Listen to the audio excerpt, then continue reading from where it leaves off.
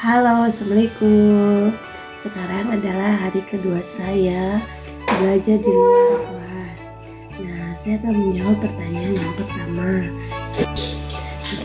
Di mana di mana individual system itu adalah proses pembelajaran pada anak berpusat pada anak sesuai dengan karakter dan kemampuan si anaknya tersebut.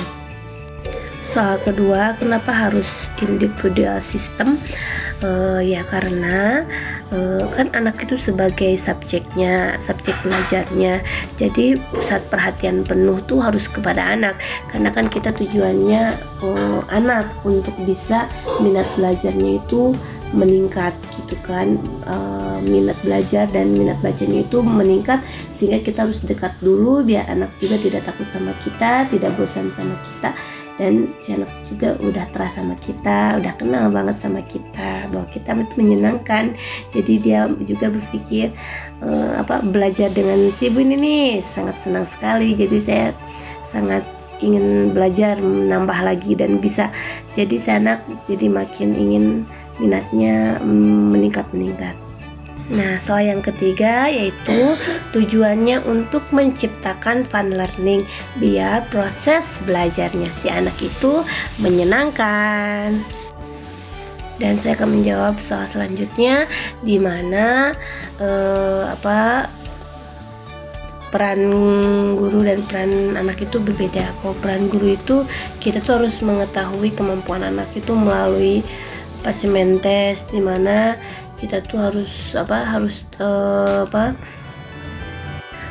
pahami juga motivator, cara baca bagan kurikulumnya juga, terus mengetahui dan paham juga tujuan setiap materinya yang ada di modul. Terus motivator juga mengetahui dan paham dan mengevaluasi juga setiap modulnya, dan selalu yang terakhir melakukan evaluasi afeksi terhadap anak.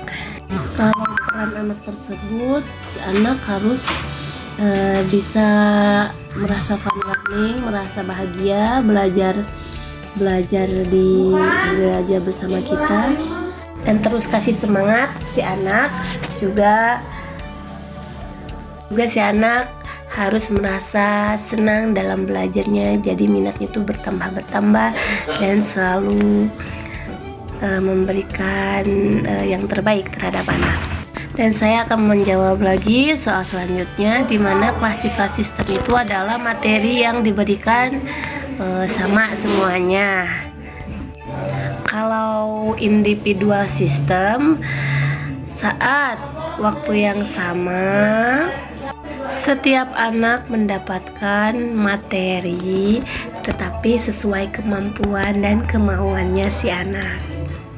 Saya akan menjawab pertanyaan nomor 6, yaitu dengan cara kita harus selalu mengevaluasi afeksinya si anak. Terus yang kedua, kita harus selalu kenali karakternya si anak. Dan yang ketiga adalah kenali juga kesukaannya si anak. Juga yang selanjutnya yaitu kenali juga kemampuan si anak agar bisa bertahap gitu, bertahap. Saya akan menjawab pertanyaan nomor 7, di mana jika individual system ini diterapkan, jadi si anak itu tidak bosan sama kita, terus si anak itu merasa dekat dengan kita, nambah semangat lagi, senang belajarnya, terus tidak cuek, terus lebih mengungkapkan apa perasaannya terhadap kita, maunya apa, dia lebih jujur lagi mengatakannya. Saya akan menjawab pertanyaan nomor 8, di mana kalau misalkan klasikal sistem ini akan berdampak pada anak bosan ya nantinya ya, terus kayak yang keinginan dia tuh ini gitu, padahal aku pengen kayak gini tapi malah kayak gini, jadi ujung-ujungnya bosan, jadi tidak mau belajar, terus cuek, terus minat baca dan minat belajarnya itu jadi pikirannya tuh tidak senang, bosan, aku mah pengen bermain aja, padahal kan bisa ya belajar sambil bermain. Dan selanjutnya saya akan menjawab pertanyaan B, di mana mengenai tentang mengenai variation. Ya, saya akan menjawab pertanyaan nomor 1, yaitu variation skill adalah kemampuan yang harus dimiliki setiap motivator dalam memvariasikan antara aspek belajar dengan kegiatan belajar. Jawaban yang kedua, kenapa harus divariasikan? Ya, karena biar si anak itu merasa senang dalam proses belajarnya, biar minat baca dan minat belajarnya itu bisa menambah karena dia sudah merasakan senang dan bahagia. Soal yang selanjutnya saya akan menjawab tujuannya, yaitu variation skill ini adalah diterapkan karena anak mempunyai rentang konsentrasinya yang pendek, mudah teralihkan juga, dan cepat bosan juga pada saat kegiatan. Jadi tujuan dari variation skill ini adalah agar anak itu tidak merasa bosan, semakin tertarik, biar semangat juga, biar antusias juga dalam kegiatan bermain sambil belajarnya si anak. Saya akan menjawab pertanyaan nomor 4, di mana yaitu yang pertama ada 3, di mana itu adalah kemampuan afektif, di mana kemampuan afektif ini yaitu kegiatan yang berkaitan dengan hati dan perasaan berupa suka atau tidak suka, senang atau tidak senang, seperti kegiatan bernyanyi, berdialog, berdongeng, dan bercerita. Dan yang kedua adalah kemampuan kognitif, yaitu kegiatan yang berkaitan dengan kerja otak atau kecerdasan, seperti kegiatan membacanya, juga berhitungnya gitu. Dan yang ketiga adalah kemampuan psikomotorik, di mana kegiatan fisik yang berkaitan dengan penggunaan anggota tubuhnya, seperti itu. Saya akan menjawab pertanyaan nomor 5, di mana afektif itu kognitif itu yaitu contohnya seperti membaca, berhitung, seperti itu. Saya akan menjawab pertanyaan yang ke-6, yaitu afektif itu contohnya kayak berdongeng, bercerita, berdialog, bernyanyi, seperti itu.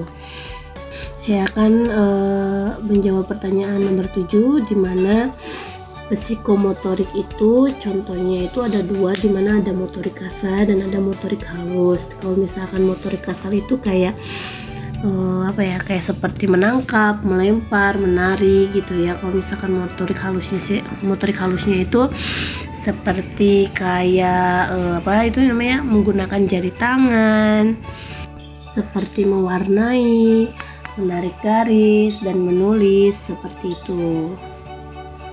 Saya akan menjawab pertanyaan nomor 8, bagaimana memvariasikan belajar dengan aspek belajar ini. Jadi ketika misalkan anak itu kelihatan afeksinya itu bosen, nah kita itu langsung aja kita masuk dulu misalkan ke aspek afektifnya, dimana kan aspek afektif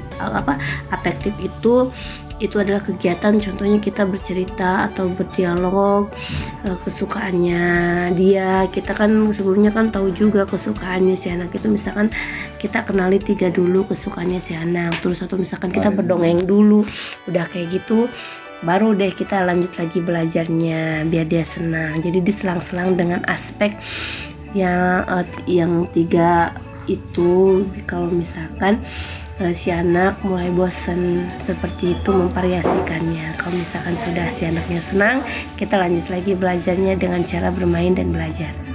Saya akan menjawab pertanyaan C, mengenai tentang teori dasar dalam psikolog, di mana saya akan menjawab pertanyaan nomor 1. The law of effect itu adalah hukum akibat, di mana kalau misalkan proses belajarnya menyenangkan, terus si anaknya itu afeksinya itu selalu bahagia ketika proses pembelajaran berlangsung, nah itu jadi menyenangkan, akan diulang lagi. Jadi kalau misalkan menyenangkan, dia akan diulang lagi. Jawaban yang kedua yaitu the law of exercise atau hukum latihan, dimana kalau misalkan si anak itu sudah menyenangkan terus akan diulang, setelah itu setelah diulang dia akan mampu gitu ya. Setelah latihan terus diulang dan dia akan mampu. Dan saya akan menjawab pertanyaan yang ketiga, itu the law of readiness, di mana itu adalah hukum kesiapan, di mana jika misalkan sudah the law of effect, dia menyenangkan, akan diulang-ulang terus dia the law of exercise, dia diulang dan akan mampu karena dia terus latihan. Dan the law of readiness, dia akan mampu semakin siap dan semakin menyenangkan, dan dia baru maulah minatnya itu tambah kuadrat lagi, karena kesiapannya itu karena dia sering latihan, dia jadi bisa dan minatnya itu menjadi kuadrat, dan akhirnya kesiapannya si anak itu semakin siap dan semakin meningkat semangatnya.